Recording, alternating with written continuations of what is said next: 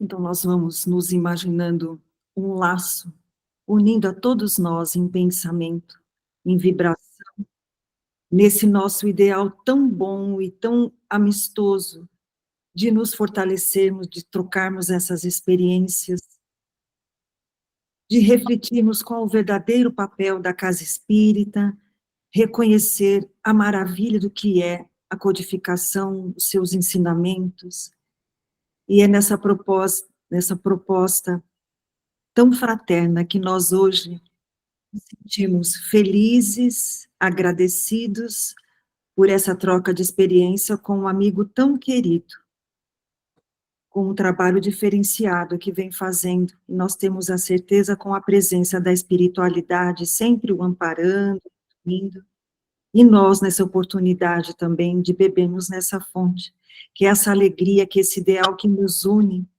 e não ao acaso, neste compromisso também que temos junto à casa espírita e junto a nós mesmos, possa estar sempre se fortalecendo, e que a alegria de servir esteja em nosso coração, porque nós sabemos que nós estamos a caminho, estamos longe de estar prontos, mas a nossa vontade de doar, de ter a boa semente, ela vai intensa no nosso coração.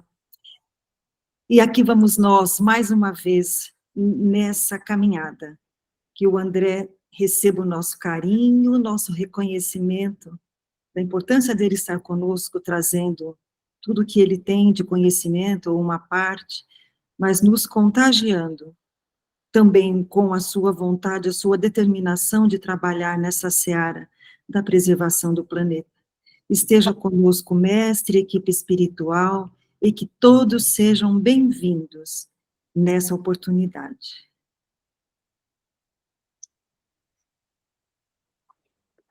Muito bem, André, com você, viu? Muito bem-vindo. Muito obrigado a todos, gratidão pelo convite. Meu único propósito hoje, nessa manhã, é ser útil, e eu vou compartilhar muitas informações. Peço licença para que vocês fiquem muito à vontade quando for a hora de interagir, para fazer as perguntas que quiserem, ou até questionamentos em relação à minha fala. Eu vou começar abordando o tema de hoje, o Centro Espírita e a Preservação do Planeta, sugerindo aqui uma reflexão.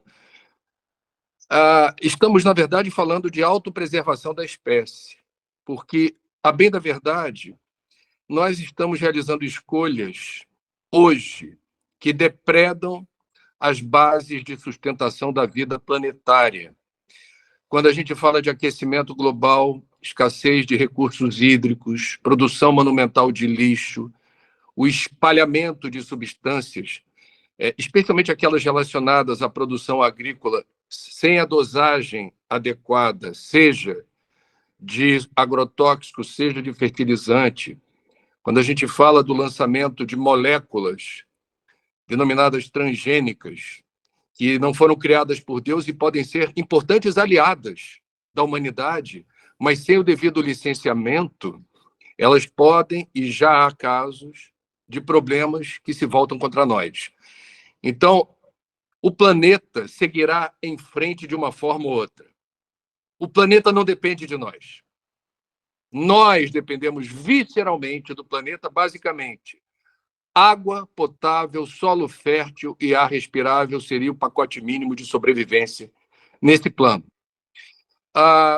Me parece interessante observar uma coincidência, que os organizadores desse evento, que me honra, quando agendaram esse nosso encontro para este sábado, lá atrás, não observaram o que eu vou dizer. Nós estamos no dia seguinte ao Dia Mundial da Água, 2 dias depois do Dia Internacional da Floresta, e no exato momento em que um evento climático extremo, que veio da região sul em direção à região sudeste, denominado pré-frontal, está causando transtornos, perdas patrimoniais, e apenas aqui no Rio de Janeiro, 4 óbitos ontem. Portanto, é um momento interessante da gente debater esse tema, e se me permitem, antes de falar estritamente sobre rotina na casa espírita, eu queria fazer esse contexto com essas efemérides. Primeiro, só existe um Dia Internacional da Floresta, um Dia Internacional da Água, porque tanto um quanto o outro estão sob ameaça. Quando a gente fala de floresta, nós estamos falando de um assunto caro ao Brasil.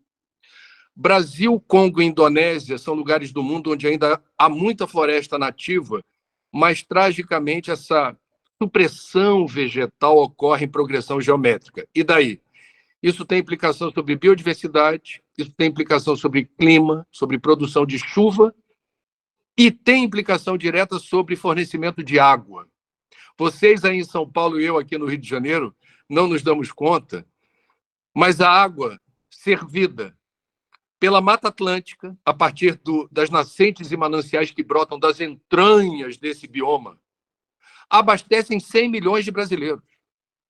Portanto, quando você fala proteja a Mata Atlântica, você não está falando só de fauna, flora, clima, água. Água da torneira, que precisa vir de mananciais e nascentes protegidos.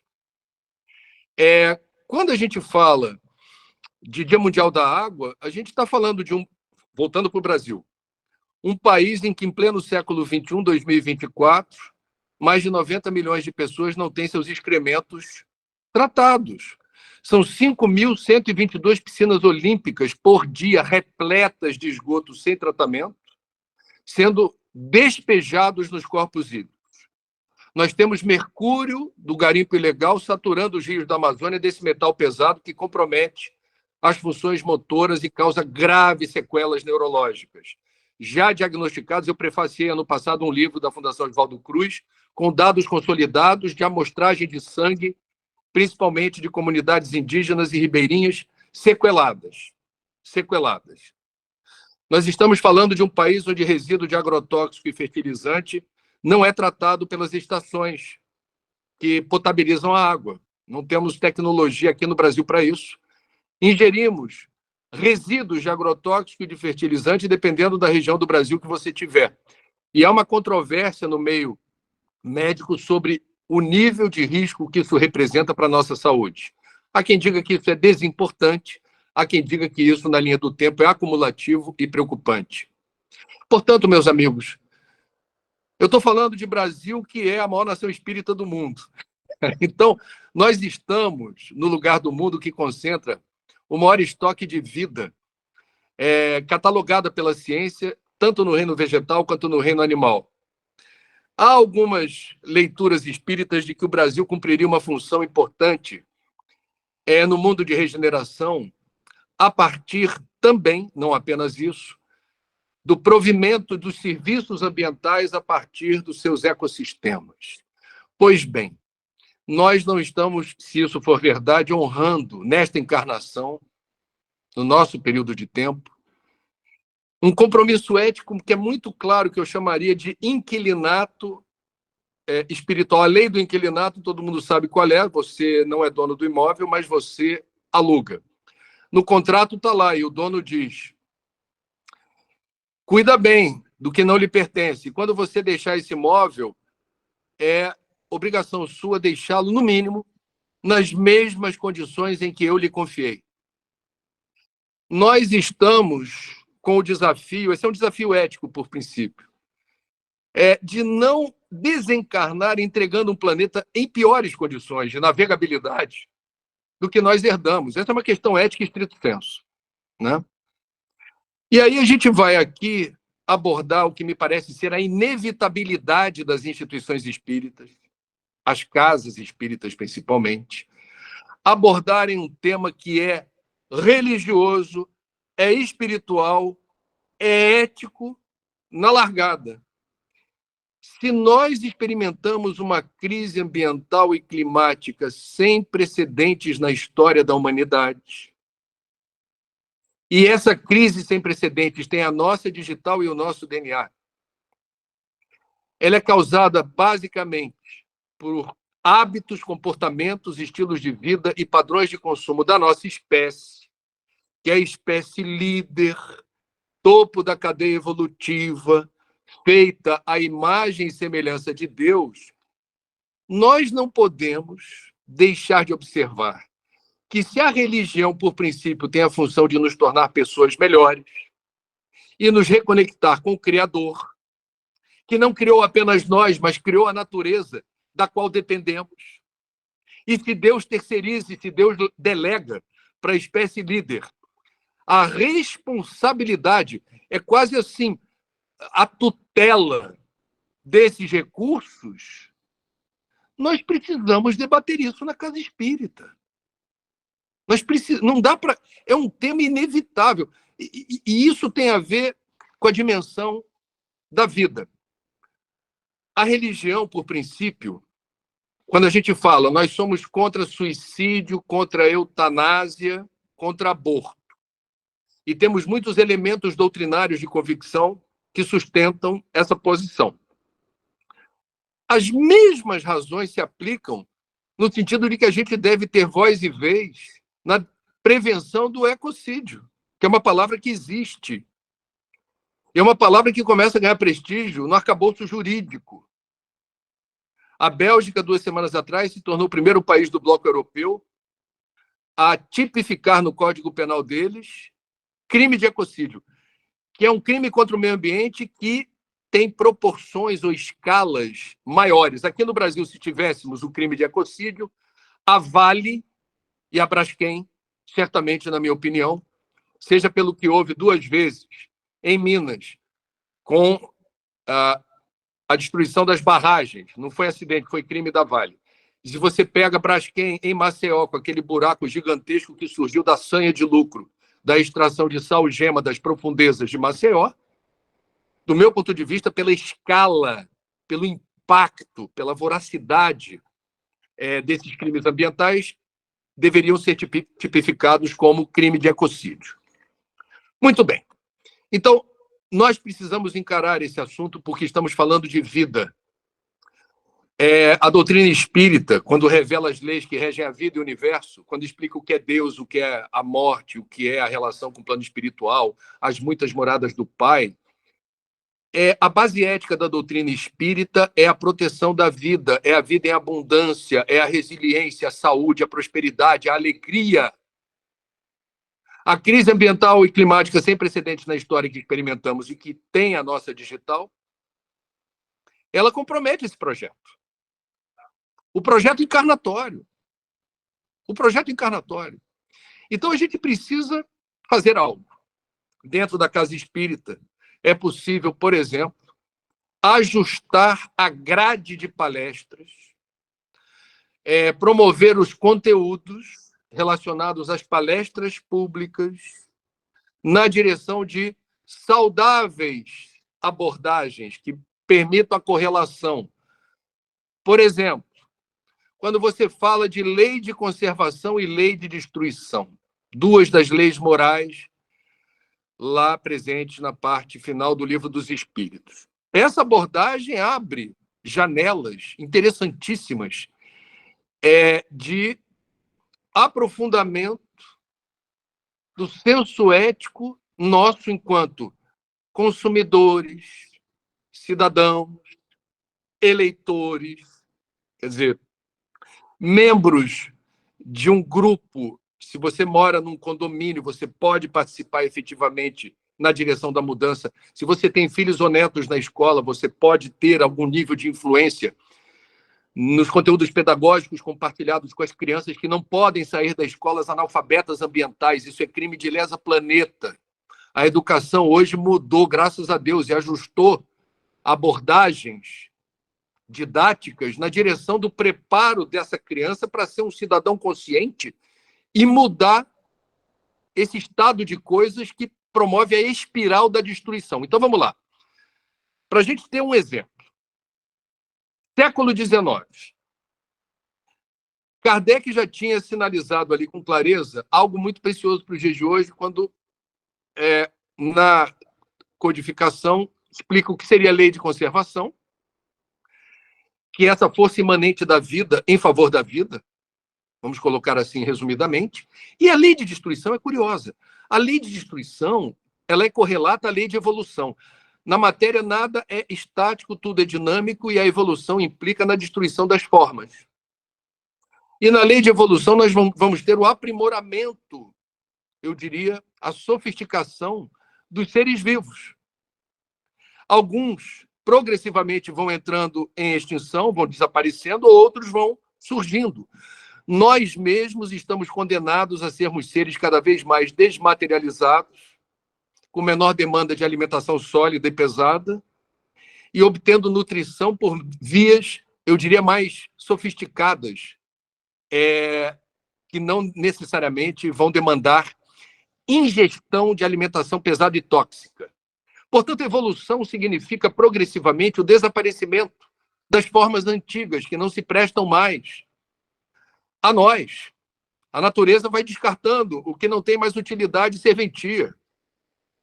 E a lei de destruição também traz as oportunidades evolutivas nos grandes cataclismos, na promoção da solidariedade, da fraternidade e da maneira como a gente, sujeito às leis da natureza, porque terremoto, atividade vulcânica, maremoto, queda de meteoro, o que seja, sempre houve no planeta.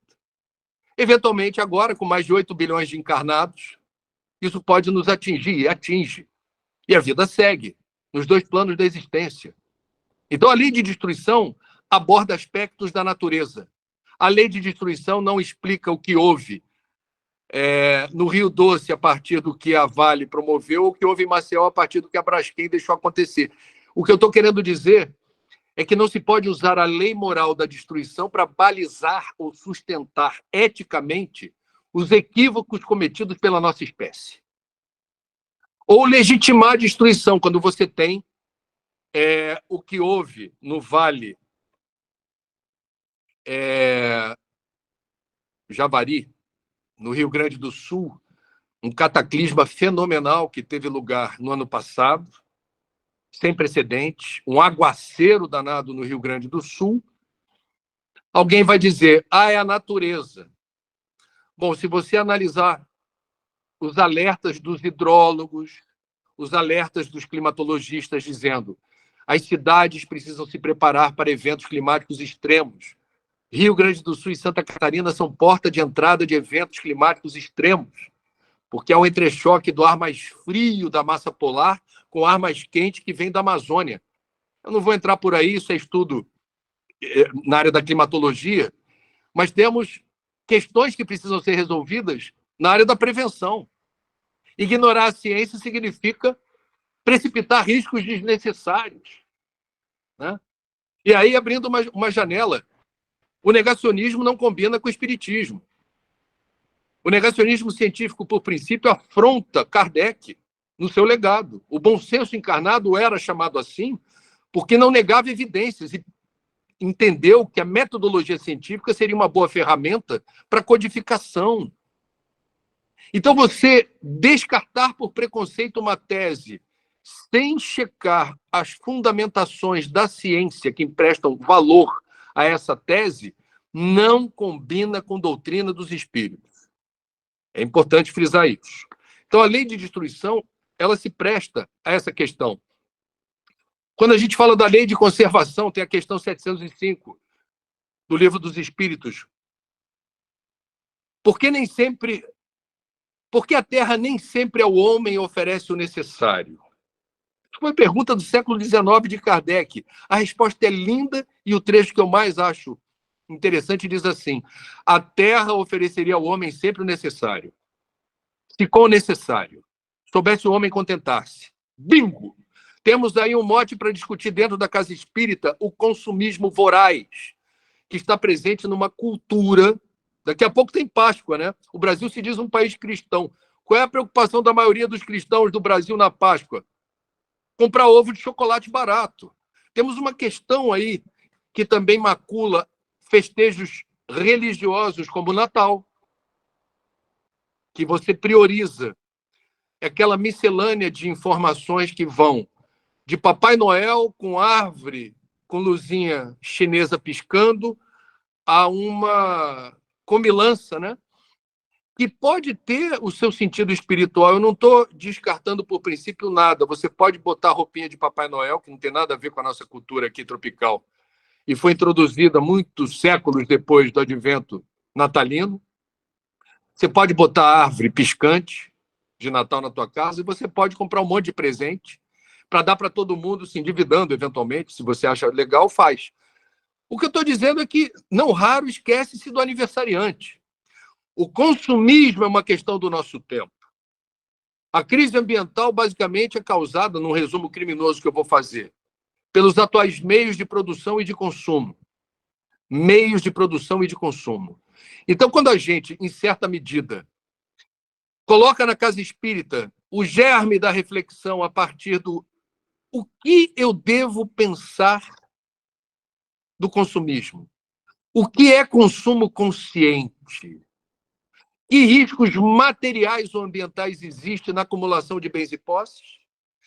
Que tudo que eu compro tem pedacinho de planeta. Se eu sou um consumista, eu sou um predador do planeta, porque eu estou levando para casa muito mais do que eu preciso. Essa é uma questão ética e espiritual, porque o consumista também usa parte do seu fluido vital apenas para ganhar dinheiro e acumular bens e posses. Existe uma armadilha espiritual aí. Santo Agostinho, no Evangelho segundo o Espiritismo, quando categoriza os diferentes mundos habitados, ele vai lá e fala, olha, antes de mundo de provas e expiações, nós vamos ter lá o mundo primitivo. Característica principal dos habitantes do mundo primitivo, o apego à matéria. Nós já estamos no mundo de provas e expiações, embicado para o mundo de regeneração. O materialismo ainda é forte. A garotada ainda cresce sujeita a esses valores que traduzem felicidade à posse. Isso é um assunto ambiental, estrito senso. Ele precisa estar presente na casa espírita. O questionamento do consumismo não é só ético ou moral, ele é ambiental, ele é climático. Se o planeta está depauperado, é por conta de uma sociedade de consumo que exacerbou o direito de consumir água, matéria-prima e energia que está em tudo que a gente consome. Muito bem. Quando a gente fala, André, mas o espiritismo precisa entrar forte aí nessa questão no dia a dia das instituições? Não, o espiritismo já entrou. Nós relançamos ano passado o Espiritismo e Ecologia, que é uma reencarnação com quase tudo diferente, mas eu achei, portanto, reencarnação dessa obra, que já tem algum tempo. Mas a gente trouxe novos conteúdos. Um deles, capítulo 27, Ativismo Ambiental na Casa Espírita, editado pela FEB, tá, gente? Tá aqui, ó. Eu peguei 4, poderia fazer um livro sobre isso. A minha mulher, Cláudia, que é eu tenho auxílio luxuoso de uma excelente revisora. E a Cláudia nem é espírita. Ela é uma companheira de mão cheia, generosíssima, e que falou assim, você podia escrever um livro só sobre isso, tantos os exemplos. Eu falei, não, eu vou manter a estrutura, trazendo outros conteúdos novos, e esse daqui vai ter apenas 4 situações que eu vou compartilhar com vocês. Exemplos. Federação Espírita do Rio Grande do Sul, um projeto chamado Saber Ambiental, 20 voluntários, mais de 100 colaboradores, mobilizando mais de 400 instituições gaúchas, nos mais variados campos de trabalho que vão promoção da coleta seletiva, da carona solidária, da construção sustentável, do consumo consciente, das fontes de energia limpas e renováveis na hora que se ergue um centro, especular sobre a conveniência de colocar, por exemplo, placas fotovoltaicas e por aí vai. Temos o MOVE, que é o Movimento pela Ética Animal Espírita, que iniciou seus trabalhos em 2017 e traz uma reflexão importante a partir de um trabalho, eu diria, muito inspirado. Já são 2 opúsculos como esses, editados pela FEB, em defesa da vida animal, violência não, com mais de 200, vou dar um número certinho para não ter erro, mais de 200 trechos de obras espíritas referentes a mais de 100 livros, aonde diferentes autores, como André Luiz, Emmanuel, Joana, e vai embora, Manuel Filomeno, e por aí vai, o que eles dizem sobre a proteção dos animais e uma nova ética que poderia nortear a nossa relação com eles. No Livro dos Espíritos está lá. Esse é um bom tema para debater na Casa Espírita. O que diz o Livro dos Espíritos sobre a nossa relação com os animais? Nos seria lícito abatê-los quando há necessidade e por motivo de segurança. Foi o que eu aprendi e estou puxando pela memória. Se alguém quiser lembrar outra coisa depois, fica à vontade. Nós estamos no século XXI, onde a nossa relação com os animais continua sendo uma relação de dor, crueldade e sofrimento atrozes. E aí já vai uma dica, uma sugestão. Depois eu volto para o ativismo espírita. Vai fazer um evento, vai promover um congresso, uma jornada de estudos, um novo capítulo do estudo sistematizado com muita gente. Vai ter lanchinho. Fica a dica, gente. Ninguém precisa seguir, não. Fica a dica. Promova na casa espírita o compartilhamento de nutrientes que não tem origem em proteína animal. É fácil de fazer. Ninguém vai reclamar. Eu garanto, ninguém vai reclamar. Você tem cardápios fantásticos, eventualmente até mais em conta, dependendo de onde você procurar. Saborosíssimos, o pessoal vai ficar encantado. Não acredito que isso aqui que você falou que era coxinha de galinha tem jaca dentro. É jaca? Carne de jaca? É carne de jaca. Vamos abolir da casa espírita os resquícios espirituais que a gente chama covardemente de proteína, porque proteína não tem alma, proteína é coisa. A gente coisifica o bicho. A proteína tem uma história. E por trás dessa história tem dor, crueldade e sofrimento. A gente pode virar essa página promovendo uma alimentação sadia, nutritiva, saborosa, sem proteína animal. E você não precisa ser vegano ou vegetariano. Apenas dentro da casa espírita, vamos contribuir. Não deixa de ser um trabalho de depuração fluídica e de educação alimentar para o mundo de regeneração. Vocês já estão vendo a garotada que traz do plano espiritual uma predisposição para não comer carne como nós comemos. Rodízio parece um ritual bárbaro depois de uma guerra. Me lembra aqueles quadrinhos do Asterix e do Obelix comendo javali numa vila gaulesa, né? Aliás, Allan Kardec está naquela parte do mundo, né? Naquela encarnação. Temos aqui a obra social Célio Lemos, aí em São José dos Campos, do meu amigo, grande pensador espírita vinculado à questão da sustentabilidade, Carlos Villarraga. 2 livros já editados pela FEB abordando as questões das vinculações entre pensamento espírita e ecologia ou sustentabilidade. O Villarraga está na área. Beijo, meu irmão. Tamo junto. Então, a instituição atende a mais de 300 crianças de 4 meses até 6 anos e realiza inúmeras atividades dentro da casa. Horta, eu já fui lá. A gente fala, eu só estou falando do que eu vi de perto e conheci. Tem horta orgânica, tem produção de adubo orgânico fermentado, tem água coletada da chuva, tem placa fotovoltaica com produção limpa de energia, tem tudo. Tudo o que didaticamente inserido na rotina da instituição, a gente vai assimilando, vai dizendo, dá para fazer diferente. E buscar a fundamentação teórica para isso. Por que fazer diferente? O que está embutido no fazer diferente? Qual é a mensagem que eu estou trazendo para esse exercício? Villarraga presente.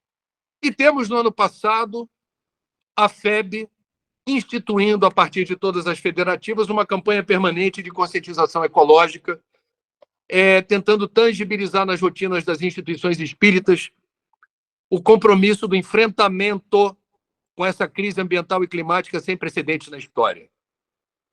Eu quero lembrar, não vou me deter nisso aqui, outras tradições religiosas, cristãs ou não cristãs, já abraçaram, já perceberam para mim o óbvio, a conexão de filosofias espiritualistas ou religiões que, por princípio, protegem a vida, têm compromisso com a vida, com a proteção ambiental. Eu não preciso falar do Papa Francisco. O primeiro Papa Francisco da história escolheu esse nome de forma corajosa, porque, embora seja um santo popular para os católicos, nenhum Papa havia escolhido antes o nome de Francisco. Do meu ponto de vista, isso significa uma prudência que outros papas tiveram de não escolher o nome de alguém que foi considerado subversivo 8 séculos atrás, num tempo em que a igreja era opulenta e corrupta. Papa Francisco foi, portanto, um transgressor. Voto de humildade, de pobreza, celibatário, e o primeiro místico da igreja a perceber a presença do sagrado na natureza. Isso é muito inspirador. Isso é muito inspirador. Bom, eu não vou por aí, a gente está falando de casa espírita, é isso que nos interessa aqui. Vou pegar 2 obras que eu costumo citar, poderia citar outras. E nos meus livros eu cito outras também. Mas essas, eu vou pegar os 2 médiuns mais conhecidos do Brasil. Chico Xavier psicografou uma obra de Emmanuel chamada A Caminho da Luz.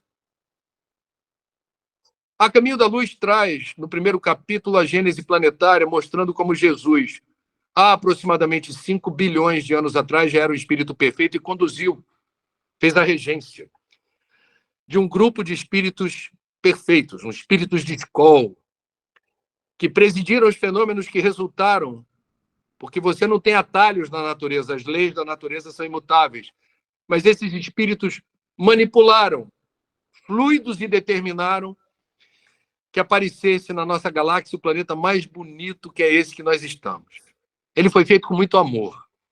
E ele foi feito não apenas para abrigar nossa espécie, mas para abrigar várias outras espécies, numa relação de interdependência que nós temos para com todos os outros seres. Isso a ciência ecológica prova. Nós somos absolutamente dependentes, por exemplo, das abelhas, que são grandes polinizadoras. Os polinizadores da natureza, existem outros, respondem por mais de 70% dos alimentos que ingerimos, e o Brasil ainda utiliza agrotóxicos com fumicida, né? Que tem extratos lá do tabaco, que dizimam abelhas. É uma coisa inacreditável. Então, você pode ter agrotóxico que combata pragas oportunistas sem matar abelha. Ora, só que o Brasil não fez essa escolha ainda. Então, Emmanuel mostra, no livro A Caminho da Luz, o papel de Jesus na condução dos trabalhos que resultaram na formação da Terra com essa natureza esplendorosa. Aonde eu quero chegar? Foi uma manifestação de amor pela humanidade. O governador da Terra, que é o espírito mais perfeito do orbe, que continua conosco, ele criou esse planeta com muito amor e esmero para que a gente realizasse aqui um projeto em favor da vida nossa e outras. Quando a gente diz que Jesus é nosso modelo e guia, o que Jesus estaria achando? É uma pergunta que eu faço aqui. Quando você desperdiça água, quando você aí desperdiça energia, quando você joga lixo no lugar errado, quando você se deslumbra com o consumo, quando você, nas datas festivas, tendo dinheiro sobrando, gasta com aquilo que é descartável e perecível e, embora responda à tradição, sem te lembrar de que a aproximadamente 100 metros do teu raio de ação, você tem pessoas em condição de vulnerabilidade social. O Brasil é um dos países mais desiguais do mundo. E a gente se deslumbra com a matéria e a gente degrada o meio em que estamos inseridos. Portanto, quem escolheu Jesus como modelo e guia, penso eu, não pode ser incoerente, depredando as condições que sustentam a vida. Quem escolhe Jesus como modelo e guia precisa ter coerência com a proteção da vida, nas suas múltiplas resoluções. Da mesma forma, eu vou falar aqui do livro ditado pelo espírito Joana de Ângeles, Adivaldo Pereira Franco, chamado Após a Tempestade, no capítulo 3º, Poluição e Psicosfera é o nome do capítulo. Entre outras revelações, Joana diz que a poluição visível nasce no plano invisível. E quem joga, por exemplo, um pedaço de lixo no chão, uma embalagem de sorvete no chão, manifesta um desapreço pelo coletivo, por um patrimônio que não é outro senão de todos. E a gente precisa ter essa consideração. eu acho, com uma visão muito sofisticada, me parece, quando Joana chama Jesus de o sublime ecólogo. O sublime ecólogo. E faz apontamentos interessantíssimos no ano de 1974, quando o livro foi lançado, em relação à marcha da insensatez, que 50 anos depois, 50 anos redondos, né? Depois, nós não vimos isso regredir. Tem algo errado que a gente precisa consertar e rápido. Portanto, meus amigos, e de olho no relógio e querendo interagir com vocês, eu diria o seguinte. Na parte final do livro Espiritismo e Ecologia, eu tenho um dicionário de ciências ambientais com inúmeros verbetes, é um glossário, e antes do pequeno dicionário ambiental que publiquei, nós trazemos dicas atualizadas no capítulo que fala Enquanto Isso nos Centros Espíritas. Aqui a gente dá todas as dicas, ou ecodicas, como preferirem, sobre como promover eficiência energética na casa espírita. A casa espírita não pode desperdiçar energia. É um problema moral. Qual seria a vantagem de instalar coletores solares? Estamos aqui falando disso, com os links úteis. O que seriam os telhados ecológicos? Porque no século XXI, telhado não serve só para abrigar a cachola da gente, não. Você pode ter telhados feitos de materiais inteligentes, menos impactantes, e que nos protejam do calor intenso ou do frio intenso. E pode ter até um telhado verde, como as casinhas dos irmãos Grimm. Fica até bonito. Biodigestores, se você quiser transformar esgoto da casa espírita em biogás para alimentar a cozinha do estabelecimento, isso é fácil de fazer, é simples. E é um biogás, é um gás que vem do problema do esgoto e vira solução. Coleta de água da chuva, construções sustentáveis, coleta seletiva do lixo, copo plástico de água fluidificada é uma contradição absurda. A pessoa vai usar um copinho plástico miúdo, que vai tomar em 1 segundo, numa golada, a água fluidificada, e aquele copinho vai levar no mínimo 4 séculos para se decompor, e ele não é interessante para reciclagem. Aí vocês vão apontar 1000 problemas. Ah, mas a instituição é enorme, eu vou botar copo para todo mundo. Ah, o copo de papel é mais caro. Ah, mas eu não tenho lugar para colocar as garrafas. Me desculpa. Quando eu desencarnar, se eu tiver mérito para acompanhar como estagiário ou trainee os trabalhos de uma instituição espírita, eu vou azucrinar a vida dos dirigentes dizendo: copo plástico descartável, a gente só devia ter no umbral. Não faz sentido ter copo plástico descartável na casa espírita. Que a pessoa interessada na água fluidificada leve a garrafinha para o centro de estampa, deixa no colo durante a prece.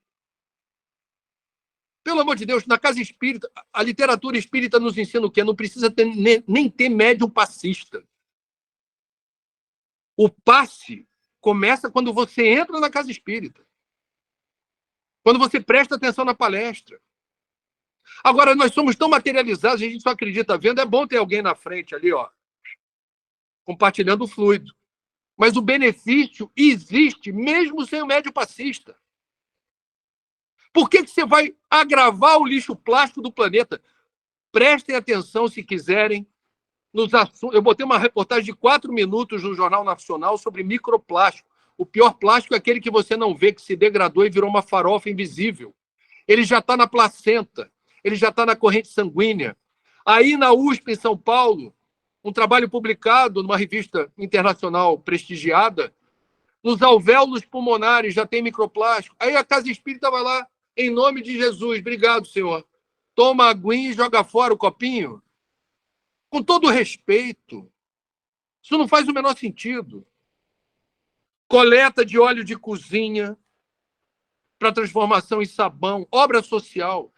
Óleo de cozinha. Há 2 semanas atrás eu fiz uma reportagem aqui no Rio sobre o sabão do morro. Na Rocinha, eles estão processando 120 litros de óleo. É pouco. por mês e transformando numa linha inteira de saponáceos, empregando 14 mulheres em vulnerabilidade social.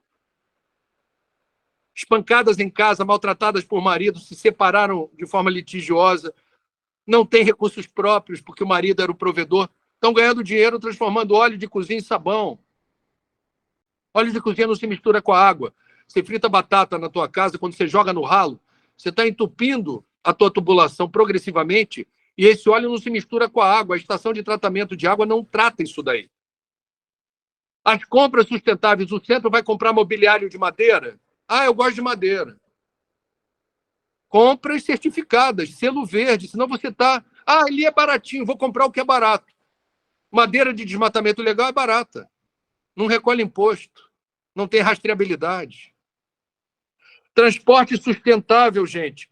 Promover a carona solidária no centro. Tem muita gente que vem de carro do mesmo bairro, da mesma rua. Promove a carona. Gente, vamos fazer aqui o nosso censo. Quantos aqui moram no bairro tal, e no bairro tal, e no bairro tal? Se vocês quiserem, só estou dando a informação. Tem muita gente que está vindo do mesmo lugar. Talvez vocês possam rachar o combustível e vir juntos. Ou então, não deixar de disponibilizar bicicletário. O jovem gosta disso. Aliás, vou terminar minha fala lembrando.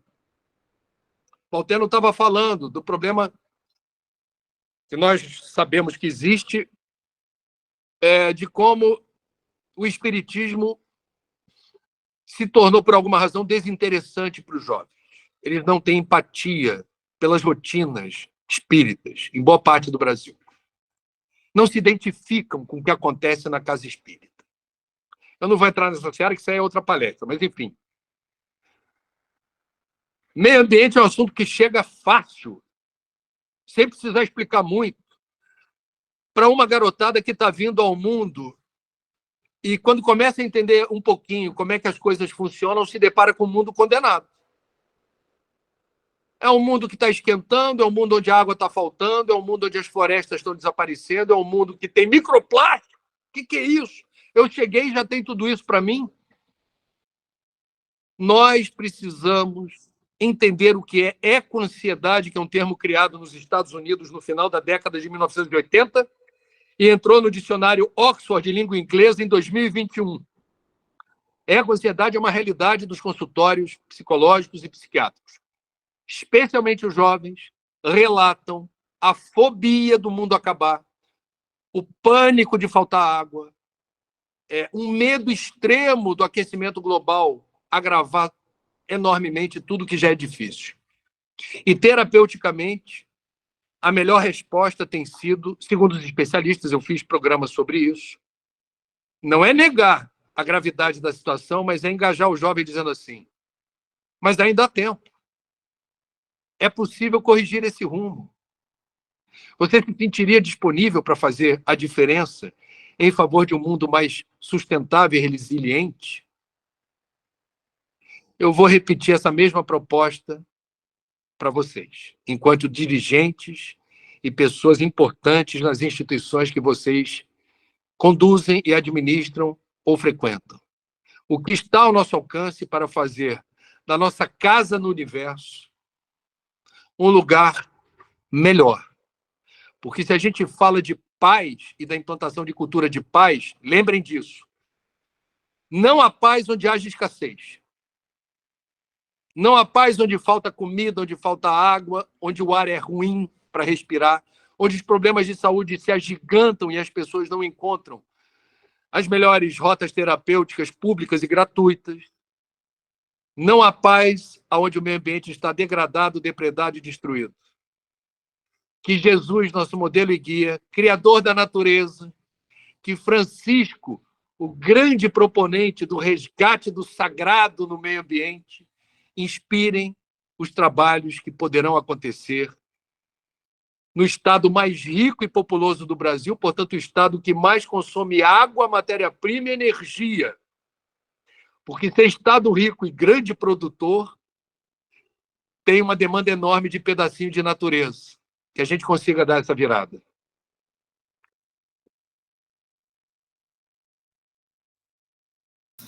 Muito bom, André. Muita alegria em ouvir você falar, muitos pontos. Subiram aqueles pop-ups aqui de milhões de questões e milhões de coisas e muito trabalho para fazer, né? Eu estou aqui do meu lado com a Mônica, minha esposa, que assume a direção do Departamento de Infância aqui do Estado, e a gente faz um evento chamado Encontro Paulista. Já fica aqui de antemão um convite para falar com os evangelizadores, viu? No ano que vem, se a gente conseguir uma agenda com você, seria assim, maravilhoso.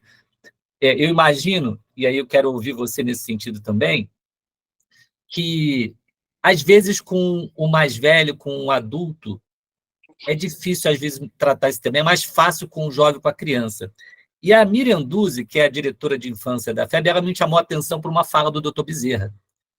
Ela diz assim, que a unificação vai ser feita pelas bases. Aí ela olhou para mim e disse, a infância não é a base? Eu fico imaginando se nós não devemos gastar uma energia mais intensa na conscientização, na educação das crianças e dos jovens. Eu queria ouvir um pouco de você sobre isso e também sobre essa questão da dificuldade que a gente enfrenta com os dirigentes espíritas atuais, com alguns, não com todos, né? Mas existe uma parcela que está distante ou indiferente ao tema, né? Queria ouvir sobre isso e soluções, o que você propõe, o que você traz assim, de ideias para a gente. Meu amigo, eu vou compartilhar com você o que eu ouvi de uma ex-secretária municipal de educação do Rio de Janeiro, Cláudia Costin, um dos nomes importantes do Brasil na área da política pública de educação, quando eu a questionei sobre, doutora Cláudia, o que as escolas públicas estão fazendo para educar as crianças para não jogarem lixo no chão, porque o Rio de Janeiro tem um custo elevado com limpeza pública na calçada e a gente vê muita criança jogando lixo na calçada. Aí ela disse assim, André, ela me mostrou todos os manuais, todo o planejamento pedagógico, para a garotada entender, jogar lixo na rua é errado. Só que sabe o que ela disse, Valteno? A criança leva da escola, como pode levar do centro espírita, a informação certa. Se os adultos não têm a disposição de corrigir as suas atitudes, haverá de prevalecer o exemplo dos adultos. Porque nada supera a pedagogia da atitude. Então, eu entendo você quando fala que a prioridade deveria ser a educação infantil. Mas eu temo que na casa espírita você só trabalhe com a garotada da evangelização e a mocidade. E o pessoal do cabelo branco, usando a expressão que você empregou, fica livre, leve e solto para distribuir copinho plástico de água fluidificada, para deixar aquela válvula desregulada no banheiro do centro, que é uma catarata do Niágara toda vez que dá descarga, para não dar destinação inteligente para o resíduo, porque as crianças não são tomadoras de decisão. E a crise ambiental e climática exige respostas urgentes. Então, eu entendo o que você está falando, isso tem sustentação teórica, e eu acho que a gente sim vai ter melhores chances de educar quando a criança está aberta para isso, ela está aberta para isso. Os adultos são mais complicados, mas, amigo, a gente tem que dar o exemplo. Se você ensina uma coisa na evangelização e em casa os pais fazem outra, babau. Excelente, estamos 100% de acordo. Na semana passada, nós tivemos o Encontro Paulista, que trabalhou sobre valorização da vida. Uma das coisas que nós colocamos com os evangelizadores era que 1 hora de evangelização era muito bom para trabalhar a questão de valorização da vida, mas nada supera a presença dos pais no dia a dia. Então, trabalhar nas escolas de família, escolas de pais, o tema e conscientizá-los, como eles vão educar suas crianças em casa, cuidar do excesso de telas, etc., etc., etc., seria muito importante. Estamos de acordo. Mas é uma jornada dura, né? Porque às vezes é mais fácil ficar com a criança ali. Mas temos, então, esse desafio. Então, estamos aqui. Já é um começo. Nós aqui em São Paulo, eu sei que tem milhões de pessoas, como você comentou, o pessoal do Rio Grande do Sul está bem adiantado nesse tema, mas eu acho que a gente aqui em São Paulo tem que fazer um trabalho mais forte nisso também, né? Muito bem. Estamos aqui com mais questões. André, um outro tema que nós colocamos, mas eu acho que você já respondeu ao longo da sua explanação, né, que seriam questões práticas para a casa espírita. Então, você falou tanta coisa, inclusive nos estudos doutrinários, que a gente gostou bastante.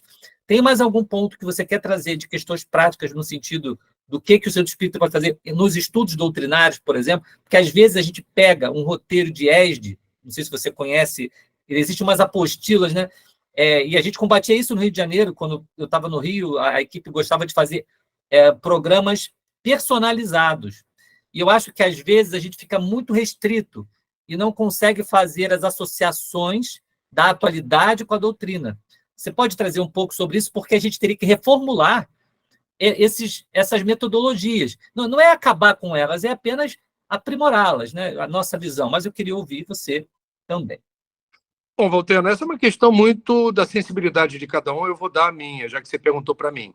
Quando eu vou assistir uma palestra espírita e o tema é o amor de Jesus, e o palestrante, de forma muito bem embasada, alude ao tempo de Jesus, às preleções de Jesus, ensinando o evangelho, e aquele tempo, aquela cultura, as circunstâncias de Jesus, é uma aula de história, é fantástico. Só que se toda palestra sobre o amor de Jesus não tiver intercorrências com o dia de hoje, o que é a aplicabilidade do amor de Jesus no Brasil de hoje, com mais de 40 mil homicídios por ano nesse país?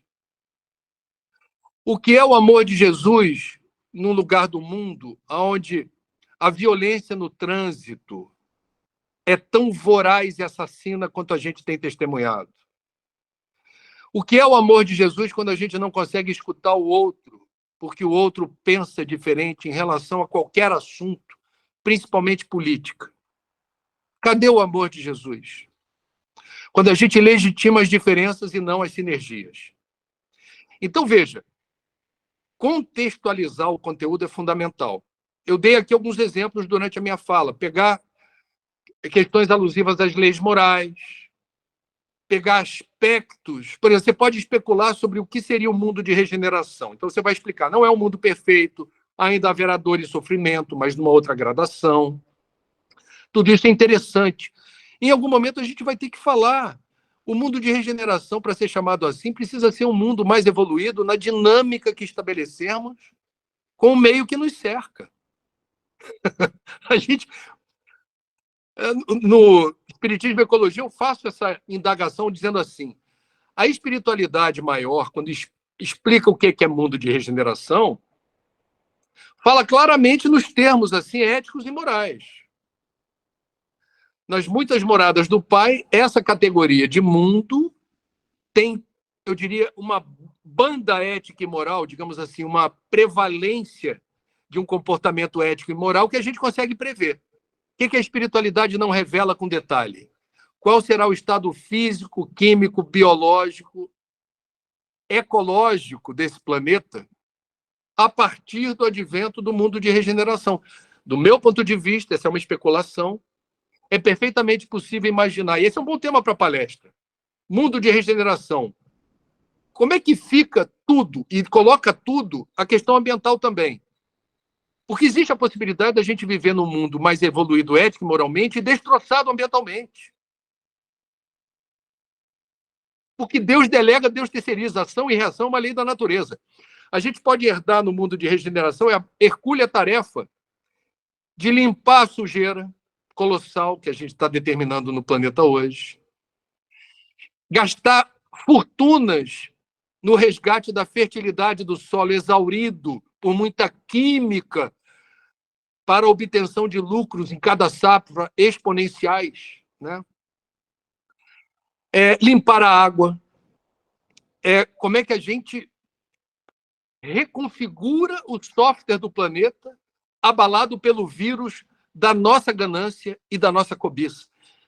Esse pode ser um legado dos dias de hoje para as gerações que tiverem o privilégio de reencarnar num outro planeta com outro gradiente ético e moral. Essa é uma questão que a gente contextualiza.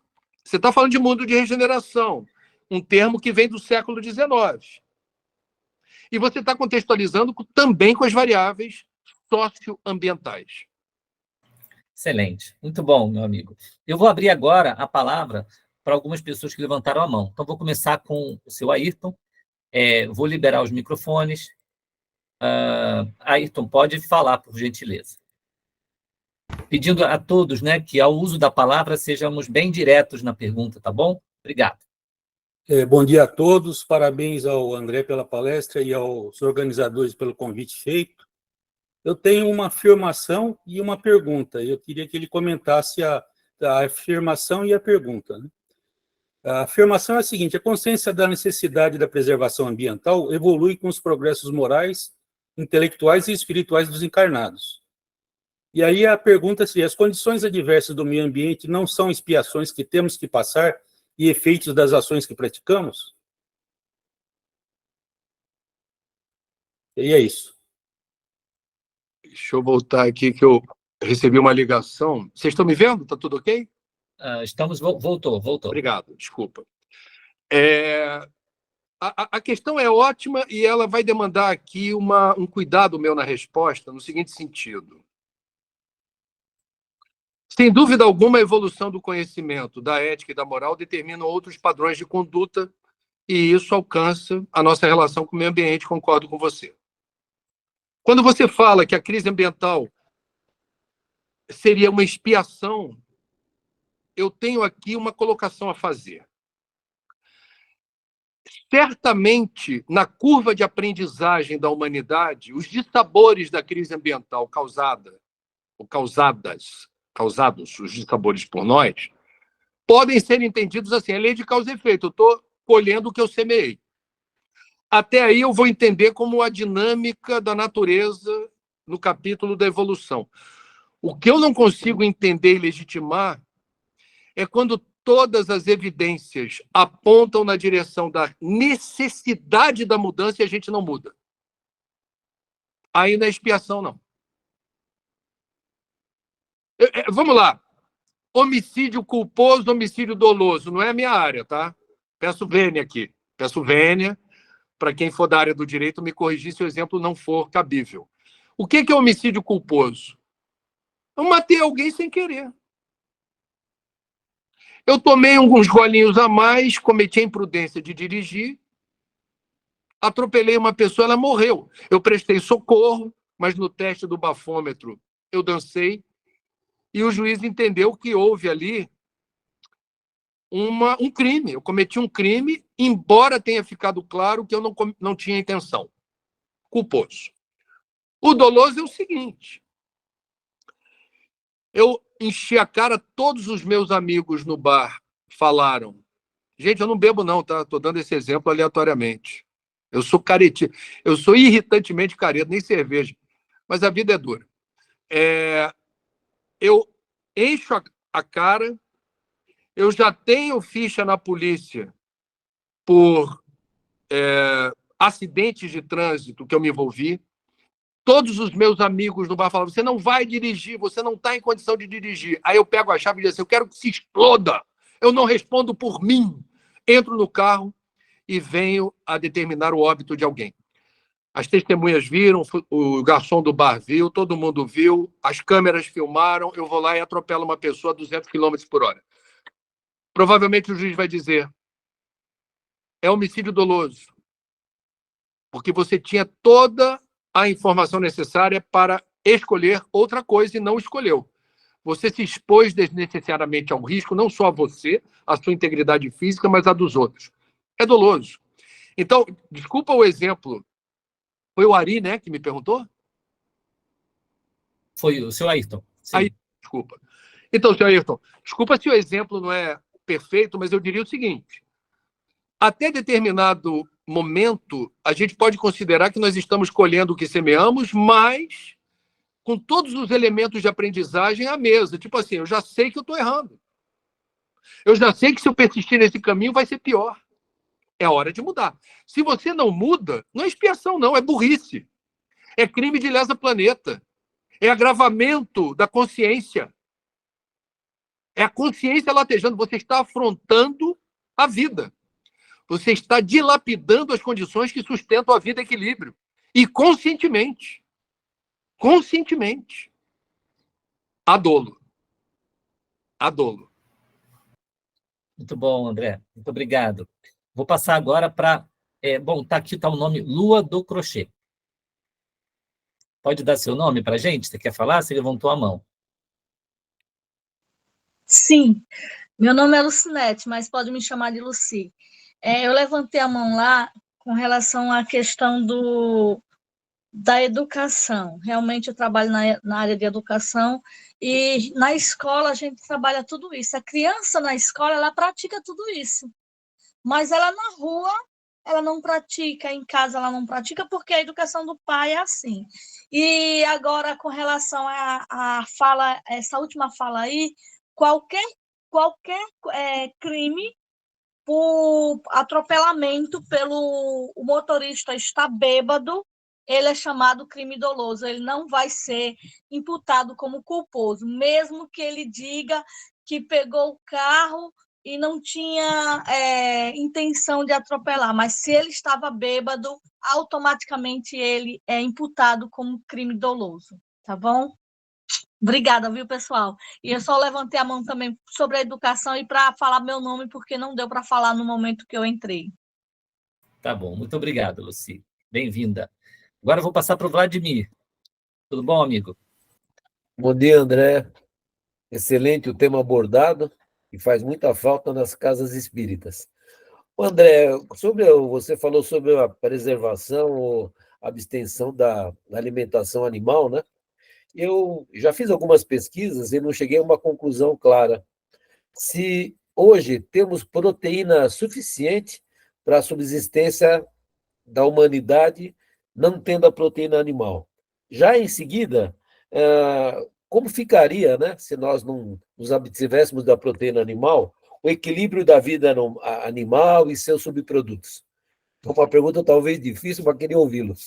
Ótima pergunta. Essa é uma questão controversa na classe médica, porque existem diferentes visões do nível de importância da proteína de origem animal. Agora, são muitas as evidências, muitas e gritantes, de pessoas que abdicaram 100% da proteína animal e não apenas são saudáveis e resilientes, mas são atletas. São halterofilistas, são atletas olímpicos, times de basquete. Tem pelo menos 3 grandes documentários que eu já assisti no streaming. Um desses documentários se chama A Dieta dos Gladiadores. É bem interessante.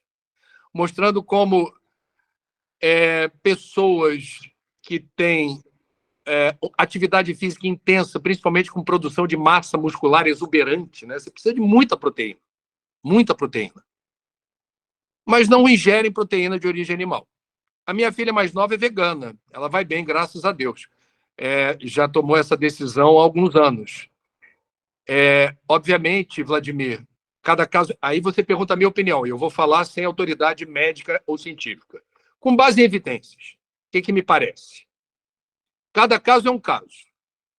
Existem pessoas que parecem que vêm prontas para abdicarem com muita facilidade de proteína animal e, obviamente, vão precisar de acompanhamento para ver se deverão fazer uso de suplemento, deverão, de alguma forma, se precaver de uma anemia ou de uma fraqueza por não terem a proteína lhe dando essa escora.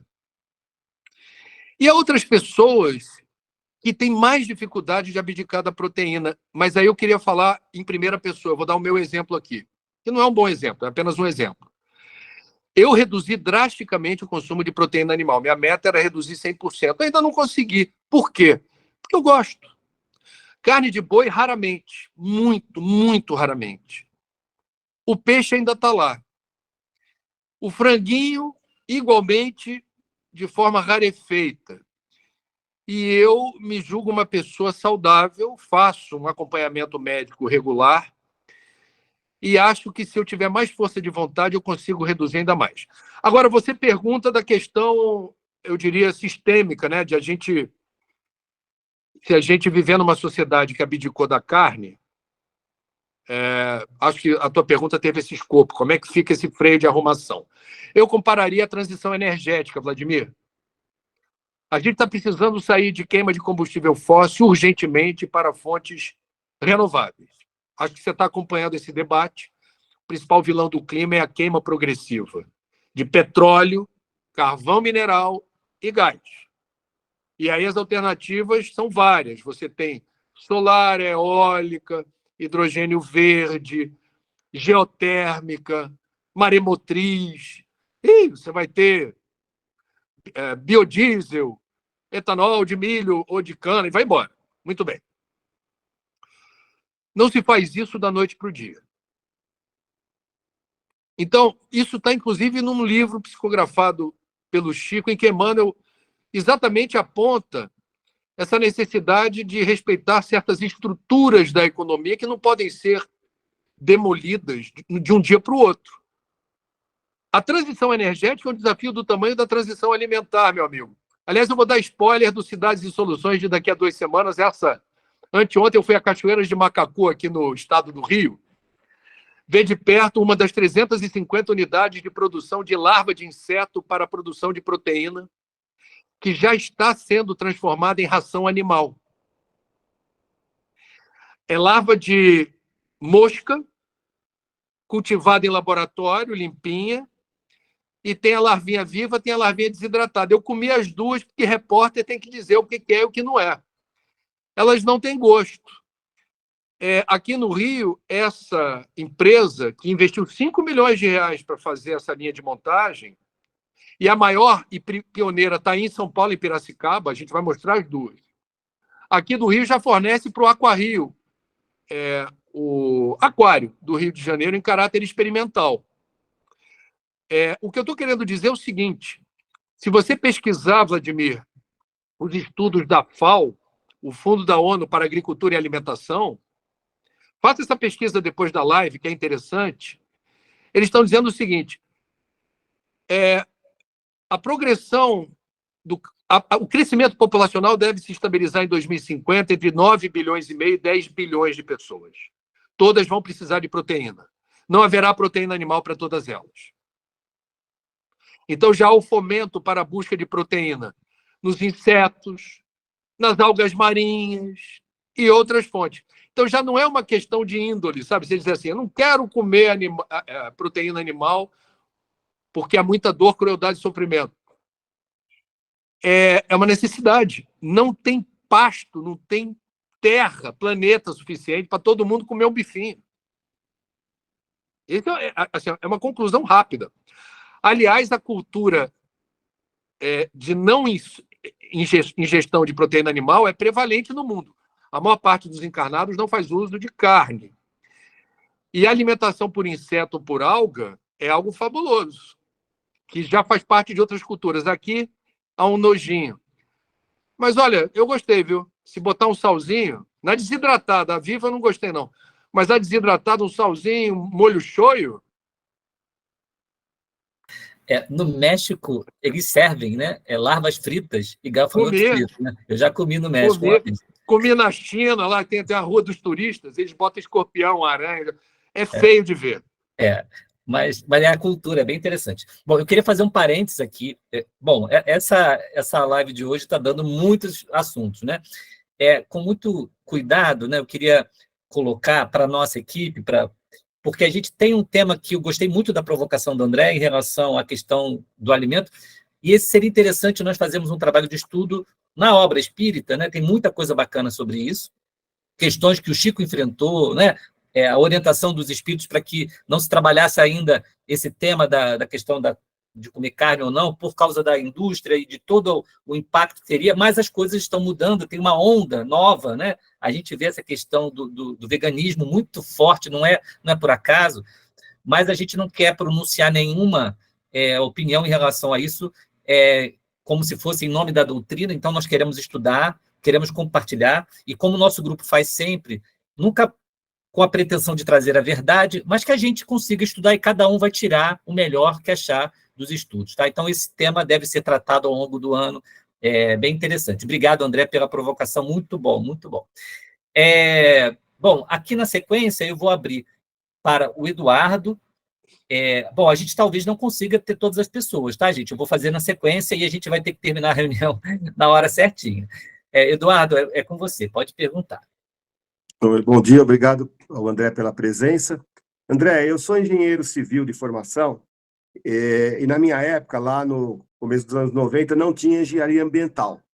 No seu livro, você fala muito em visão sistêmica, e eu estudei essa visão sistêmica não por uma questão ecológica, é porque havia muita patologia, e uma das maneiras de você evitar a patologia que trazia custos era você ter essa visão sistêmica.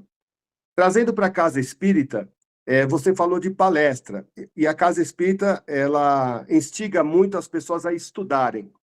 Em relação ao jovem, não é o caso da minha Casa Espírita que eu frequento, mas as casas espíritas que têm um viés mais de juventude, não seria o caso de algum estudo inicial com essa visão sistêmica, poder pegar os jovens, não apenas nas palestras, que ainda tem muita ênfase no evangelho, enfim, essas coisas? Obrigado. Obrigado pela pergunta, Eduardo. Olha, o que seria a visão sistêmica? É aquela que revela o universo tal qual, por exemplo, místicos e físicos quânticos definem o universo. Um conjunto de fenômenos interligados, interdependentes, que interagem o tempo todo. Então, se você explicar para uma criança o que é visão sistêmica, basicamente você ia dizer assim: estamos todos no mesmo barco. Tudo está interligado. E o estudo da ecologia, porque a ecologia é contemporânea do espiritismo. É interessante, o primeiro capítulo do livro Espiritismo e Ecologia, a gente conta a história de Kardec e de Hegel, o pai do espiritismo, o pai da ecologia. França e Alemanha, países fronteiriços. 9 anos depois de Kardec conceber ou lançar a primeira edição do Livro dos Espíritos, um naturalista alemão cunhou a palavra estudo da casa, ecologia. A casa é essa de vários cômodos que se comunicam. Então, o que me parece estar embutido na tua questão, Eduardo, é o seguinte: a capacidade que na casa espírita a gente deve ter de promover de forma muito suave, muito leve, o que é muito óbvio do ponto de vista científico, que é a interação de tudo. Está tudo interligado, o tempo todo. E a gente precisa trazer isso para o presente. A dimensão ética do espiritismo, ela é atemporal. Os ensinamentos morais do Cristo são imperecíveis. Mas o contexto, Eduardo, do nosso tempo exige um exercício do olhar e da sensibilidade. Eu vou dizer para vocês, aqui no Rio de Janeiro, já que a gente está falando de jovens, o Rio de Janeiro foi a primeira cidade do Brasil, isso está em vigor desde o início do ano letivo, a abolir os celulares das salas de aula da rede municipal de ensino. Essa decisão tomada pela Secretaria Municipal de Educação, alcançando 600 mil alunos, teve por objetivo dar sequência a relatórios contundentes da Organização Mundial da Saúde e da Unesco, em que se emprega a expressão, por favor, guardem a expressão, epidemia de distração. A garotada com o celular em sala de aula, toda vez que está, por algum motivo, um momento da aula que não está muito legal, ela, opa, vim para cá. Opa, vim para cá. Os provedores de conteúdo, isso não é por acaso, determinam aspectos viciantes das redes sociais que oferecem recompensas fabulosas que ensejam a produção de dopamina e outros elementos químicos que tornam extremamente importante essa, eu diria, vinculação com as redes sociais. A garotada está muito dispersa, um desafio a mais, viu, Valteno? A gente está falando aqui do seguinte: não basta pensar no conteúdo. O dirigente espírita, o evangelizador, o palestrante, ele pode fazer equilibrismo, malabarismo, ele pode ser engolidor de chama, ele pode fazer um show, cara. Vai ser difícil capturar a atenção dessa garotada no tempo da atividade se você não negociar com essa garotada uma trégua. Uma trégua. Então fica aqui a dica. Cada caso é um caso, cada ambiente tem a sua singularidade, isso pode dar errado, a garotada pode dizer, ah, é? Entre a mocidade e o celular, eu fico com o celular, tchau. Tem esse risco. Por isso que eu estou falando de negociação. Porque, Eduardo, não dá para falar de visão sistêmica onde todas as minhas atenções estão numa tela. Olha, eu dou aula há 20 anos na Pontifícia Universidade Católica aqui no Rio, no curso que eu criei de jornalismo ambiental. A garotada tem entre 20 e 24 anos, por aí. O que é muito impressionante? Eu antes conseguia trabalhar com a garotada capítulos inteiros de livros, apostilas com 4, 6, 10 páginas. Isso é uma constatação que eu tive com os meus alunos. Eu não vou dizer que acontece em todo lugar, tá? É uma amostragem.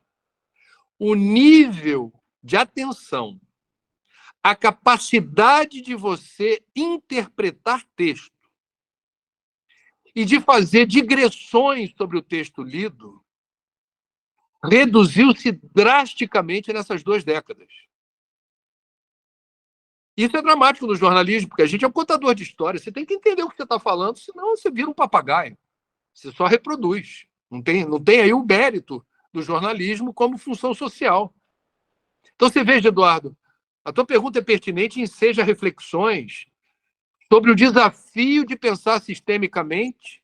É como você querer ouvir a rádio FM, mas no radinho da garotada só pega AM, velho. Só tá pegando AM. Bom, André, cada fala sua surgem mais pensamentos e mais trabalho. Em relação ao esse tema da distração, muito bem colocado, a gente enfrenta isso na sala da evangelização, mas também a gente entende que é um dos motivos de evasão das pessoas da casa espírita, porque as pessoas perderam a capacidade de concentração. Os estudos que não são feitos com uma abordagem dinâmica, normalmente você começa com 30 alunos, termina com 6, né?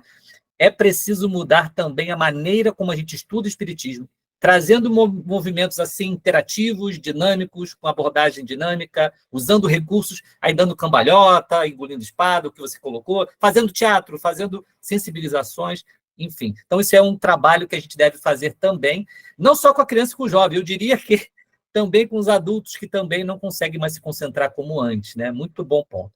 Ótimo. Olha, eu vou abrir para a última pergunta.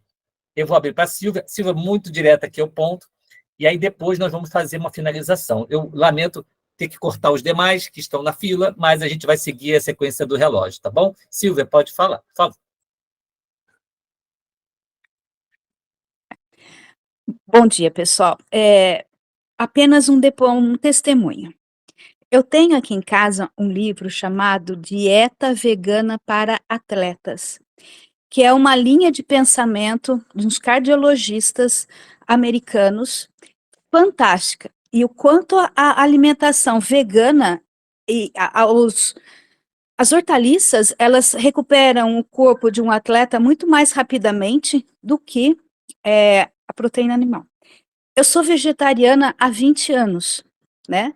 Porque não tinha é incoerente eu estudar o princípio inteligente sabendo que eu estou comendo um princípio que um dia vai virar ser humano. Eu levei 6 anos para virar vegetariana, porque eu queria perder a vontade. Hoje eu estou com 60. Agora no Natal de 2024, me emociona, desculpa. Vai fazer 20 anos. E eu tô com 60, fazendo os exames. Gente, eu tô com uma saúde maravilhosa. Só as complicações da menopausa. E agora eu estou realmente tendo acompanhamento de uma nutricionista para repor a proteína. Só que hoje nós temos tecnologia suficiente nutricional para repor a proteína de carne. Nós temos. É só você buscar. Ah, mas a alimentação vegetariana e vegana é cara. Não é, gente. Se você comparar o preço da carne, não é. Então, hoje, e eu falei para minha ortomolecular, eu acredito que a minha saúde ou os meus índices estão dessa forma porque eu sou vegetariana. Ela falou, isso ajuda muitíssimo. Então, gente, é possível. Isso me é um assunto caro ao coração, mas, por exemplo, eu me tornei vegetariana sem obrigar ninguém a ser vegetariana em casa, cozinhando carne para as minhas filhas, etc. e tal.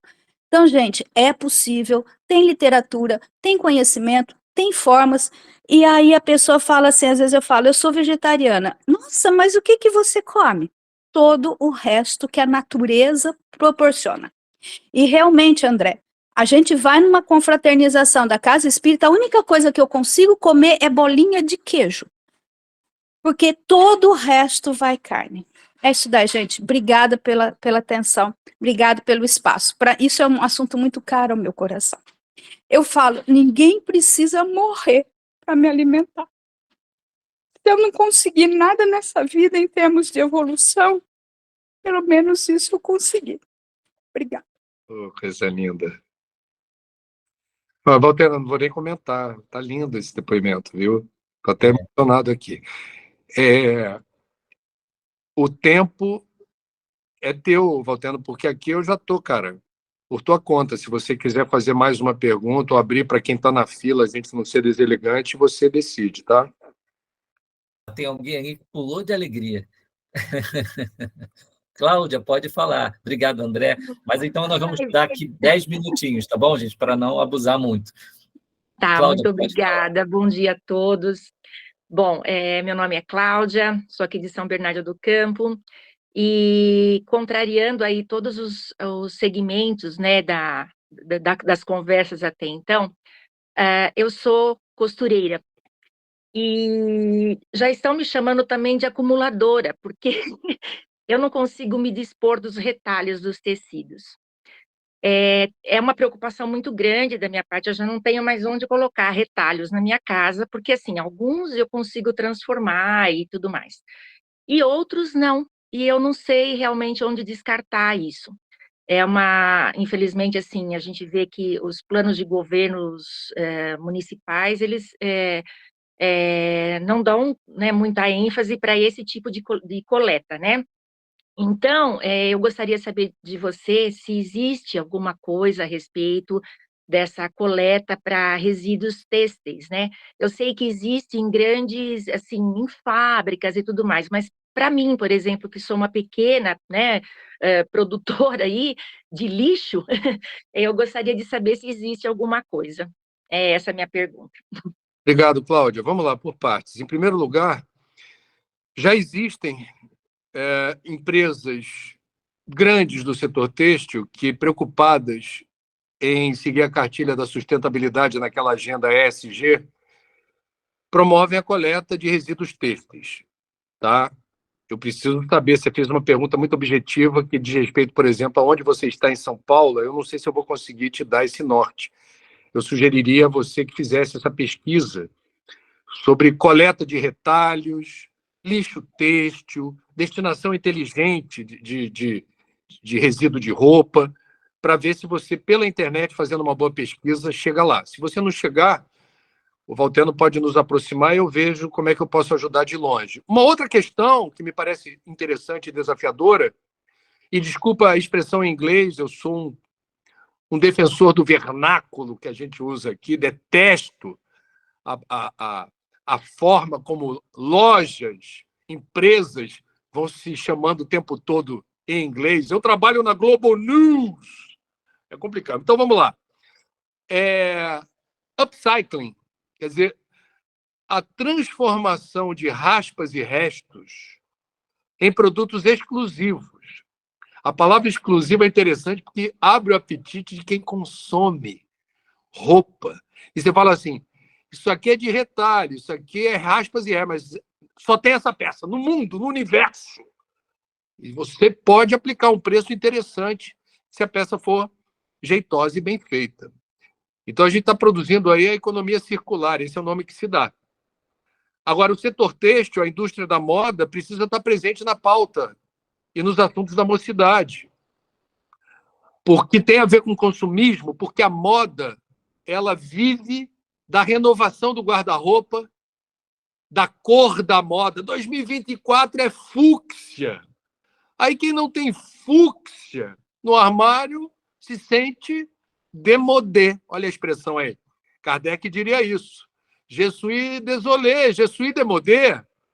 E a gente precisa aqui prestar atenção como uma pessoa espiritualizada, penso eu, deveria ser autônoma no vestir, sem se sentir vulnerável aos apelos da moda.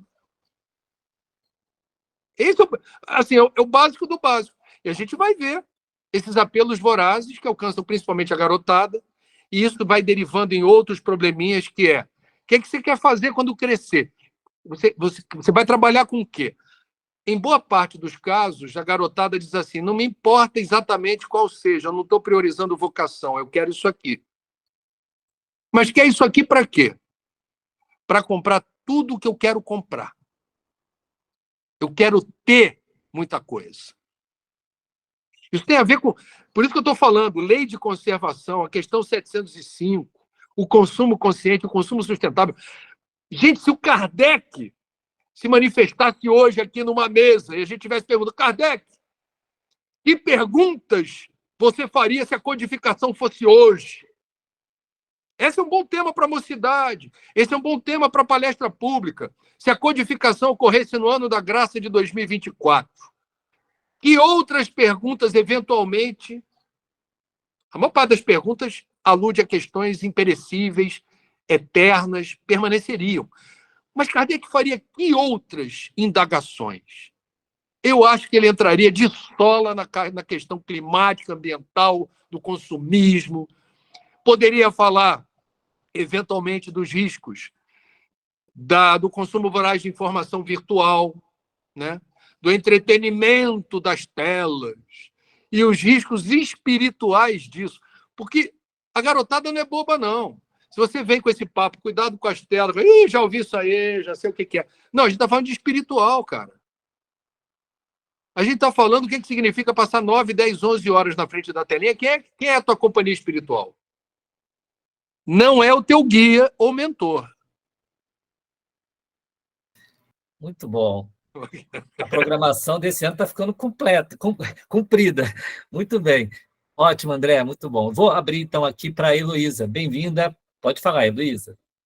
Obrigada aqui pela oportunidade. André, não sei se já está claro para vocês aí qual que vai ser o papel, né, da inteligência artificial nesse momento aqui e ajudando, né, também a gente cuidar daqui do nosso planeta.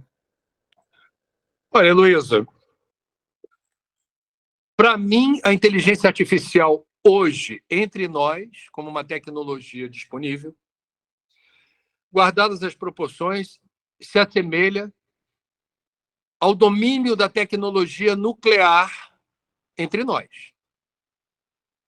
O domínio da tecnologia nuclear pode ter utilidades benfazejas, inclusive na área médica, com o uso da radiação, digamos assim, para fins terapêuticos. Oppenheimer ganhou aquele caminhão de Oscar que a gente viu, porque trouxe a problemática dos inventores da bomba. Tal como Santos Dumont. Falou assim: eu inventei o avião. Supõe-se que Santos Dumont mergulhou em profunda depressão quando viu seu invento ser usado para fins bélicos. Oppenheimer e outros registraram sequelas importantes, emocionais, psicológicas, quando se depararam com o uso da bomba da forma como se deu. A inteligência artificial, aí eu vou colocar no território da especulação. Eu tenho que ser honesto com vocês. Quem sou eu para dizer o que é e o que não é? Padeceremos de sabores profundos. Estamos no ano eleitoral. Você, depois, Heloísa, me cobra se aqui no Brasil, tá? A gente não tiver em algum lugar desse país algum escândalo pela manipulação de imagem e som de candidatos a prefeito ou vereador, que na véspera da eleição, porque eles não podem ser muito antes, não, tem que ser na véspera, viralizar uma declaração que o camarada não deu, mas era a cara dele, a boca dele e a voz dele. Mas não era ele, Luiz. Até explicar que nariz de porco não é tomada, o castelo vai ruir. Então, veja, isso nós já sabemos. A evolução tecnológica não acompanha para e passo a evolução ética e moral. Há uma defasagem. Essa defasagem nos custa caro. Então, são tempos turbulentos. Isso, em certa medida, estava previsto. Na Gênese, quando a gente vê Kardec fazer uma digressão sobre a nova era, e esse prenúncio do mundo de regeneração, e ele fala, o que será o mundo de regeneração? Quem vai habitar o mundo de regeneração? São pessoas com boa vontade. Boa vontade. Não são pessoas evoluídas apenas. São pessoas com boa vontade. A gente precisa, Heloísa, ter a boa vontade de fazer o que nos parece o certo. A gente precisa conversar também dentro do Centro Espírita sobre o que significa a inteligência artificial dentro de um contexto de modernidade ameaçadora e que pode ser também algo que gere frutos saborosos. Tecnologia e espiritismo é um temaço, e a garotada gosta de tecnologia. A garotada gosta de inovação. Você pode desafiar a mocidade a bolar um joguinho eletrônico espírita, um game espírita. Ainda que você não tenha a condição, a ferramenta para bolar na prática, você pode ter a receita do bolo. Olha, nós concebemos aqui um joguinho e a pessoa vai ler na moça. Olha, está aqui o meu joguinho. Meu joguinho vai ser assim, assado, vai ser desse jeito e ganha quem fizer isso. Você está falando de game. Você está dialogando com a garotada. O pano de fundo é ética e moral. Obrigada. Muito bom. Gente, nós vamos então ir para uma finalização. Eu queria primeiro agradecer o André, coração cheio de alegria, cumpriu muito bem o papel que a gente esperava aqui hoje, e para todos nós, eu tenho certeza que agregou muito, né? Eu queria, então, trazer a Samantha. Você está por aí? Se você quiser, chamando para fazer a prece, mas se você quiser fazer algumas palavras também, antes de finalizar, seria bom ouvir você aqui também, tá bom? E, mais uma vez, muito obrigado a todos, e acho que se o André tiver agenda, a gente ainda chama ele no segundo semestre, se for possível, tá bom? Vamos torcer para isso, vamos todos vibrar, gente, Vamos orar, todo mundo ora que a gente consegue. Eu quero mandar para vocês snacks de biscoitinhos de lava de mosca, tá? Para a gente compartilhar a nova era. Exatamente. Que a gente entenda que a ecologia, né, ela vai além das ações, que as ações sugeridas, colocadas, que elas sejam resultado, não início, resultado de uma filosofia de vida, de um amor imenso pela natureza.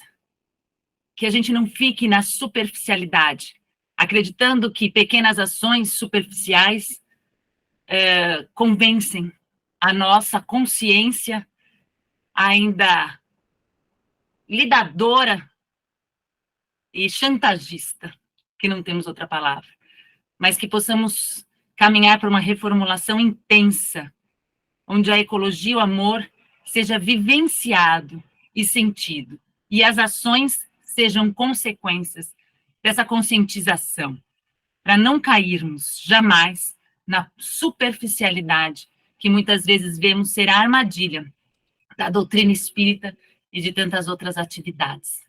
E no decorrer do horário, vamos solicitar na nossa prece que todos possamos fechar os nossos olhos, não por um simples método de oração, mas porque ao fechar os nossos olhos, que o nosso espírito contemple as paisagens naturais da Terra, que cada um de nós possa, nesse instante, encontrar uma cachoeira, uma praia, a selva, aquele local da natureza que mais lhe agrade ao coração. E diante da beleza imensa, possamos ajoelhar espiritualmente, não como coerção, mas como posição de humildade suprema a uma inteligência que tudo fez, que tudo criou, tendo única e exclusivamente o desejo de fazer-nos felizes. Porque se nossas ações geraram momentos de dor e sofrimento a serem vividos, que o cenário seja grandioso e alivie as lágrimas que correm. Que possamos colaborar com a obra divina, porque fomos ensinados por essa doutrina quando Kardec perguntou: como encontrar, cadê a prova de Deus? E os espíritos responderam: olha, à sua volta, tudo que não é feito pelo homem é Deus. Que possamos encher os nossos lábios, sim, e proferir várias e várias vezes a sentença amar a Deus sobre todas as coisas, sem esquecer de que todas as coisas é a natureza e é o divino. Que o despertar, o sussurro ou o grito que chegou aos nossos corações, salvem esta casa bendita chamada Terra, se prolongue e visite os nossos ouvidos nas pequenas e nas grandes ações. Que possamos caminhar e atender ao chamado do divino e de nossas consciências. E em respeito ao nosso irmão André Trigueiro, oramos e solicitamos que a espiritualidade superior deem ainda mais força a esses braços para erguer a bandeira da ecologia, de amor a Deus, ao próximo, de amor à natureza, que ele caminhe à frente e que ele tenha a promessa, pelo menos destes aqui, 107 participantes, a promessa: caminhe, porque caminharemos junto contigo, atrás, do lado, sempre em direção ao divino, ao amor a tudo e a todos. Que Deus nos abençoe, que os bons espíritos nos conduzam, conscientizem e, mais do que tudo, nos leve a ações que consolidam o amor verdadeiro. Que Deus nos abençoe e um excelente fim de semana a todos nós.